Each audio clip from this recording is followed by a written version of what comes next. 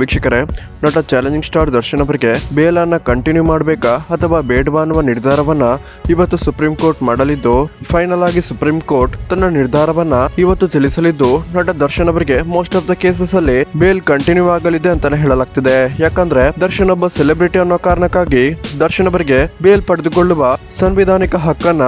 ಯಾವುದೇ ಕಾರಣಕ್ಕೂ ಸ್ವತಃ ಸುಪ್ರೀಂ ಕೋರ್ಟ್ ಕೂಡ ಕಿತ್ಕೊಳ್ಳೋದಕ್ಕೆ ಸಾಧ್ಯವಿಲ್ಲ. ಕೇವಲ ಸೆಲೆಬ್ರಿಟಿ ಅನ್ನೋ ಒಂದೇ ಒಂದು ಕಾರಣಕ್ಕೆ ದರ್ಶನ್ ಅವರು ತಾನು ಬೇಲ್ ಪಡೆದುಕೊಳ್ಳುವ ಹಕ್ಕಿನಿಂದ ವಂಚಿತರಾಗೋದಿಕ್ಕೆ ಸಾಧ್ಯವೇ ಇಲ್ಲ ಅಂತ ಸ್ವತಃ ದರ್ಶನ್ ಅವರ ವಕೀಲರೇ ಹೇಳ್ತಿದ್ದು, ಹಾಗೆ ನೋಡೋದಾದ್ರೆ ಎಷ್ಟೋ ಜನರ ಮೇಲೆ ಈಗಾಗಲೇ ಕೊಲೆ ಕೇಸ್ ಇದ್ದು 5-6 ವರ್ಷಗಳಿಂದಲೂ ಬೇಲ್ ನಲ್ಲಿ ಹೊರಗಿದ್ದು ದರ್ಶನ್ ಅವರನ್ನ ಮಾತ್ರ ಸೆಲೆಬ್ರಿಟಿ ಅಂತ ಯಾವ ಕಾರಣಕ್ಕೆ ತಾರತಮ್ಯ ಮಾಡ್ತಾರೆ ಅಂತ ಲಾಯರ್ ಪ್ರಶ್ನೆಯನ್ನ ಮಾಡಿದ್ದು, ಸುಪ್ರೀಂ ಕೋರ್ಟ್ಗೆ ದರ್ಶನ್ ಪರ ಸಾಕ್ಷಿಯನ್ನ ಕೂಡ ಇವತ್ತು ಸಬ್ಮಿಟ್ ಮಾಡಿದ್ದು, ಸುಪ್ರೀಂ ಕೋರ್ಟ್ ನಲ್ಲಿ ಬೇಲ್ ಕಂಟಿನ್ಯೂ ಆಗೋ ಚಾನ್ಸಸ್ ತುಂಬಾನೇ ಹೆಚ್ಚು ಇದೆ ಅಂತಾನೆ ಹೇಳ್ಬೋದಾಗಿದೆ. ವೀಕ್ಷಕರೇ, ಯಾರೆಲ್ಲ ದರ್ಶನ್ ಫ್ಯಾನ್ಸ್ ಈ ವಿಡಿಯೋನ ನೋಡ್ತಿದ್ದೀರಾ, ದಯವಿಟ್ಟು ಈ ವಿಡಿಯೋಗೊಂದು ಲೈಕ್ ಮಾಡಿ ಮತ್ತು ಜೈ ಡಿ ಬಾಸ್ ಅಂತ ಕಮೆಂಟ್ ಮಾಡೋದನ್ನ ಮರಿಬೇಡಿ.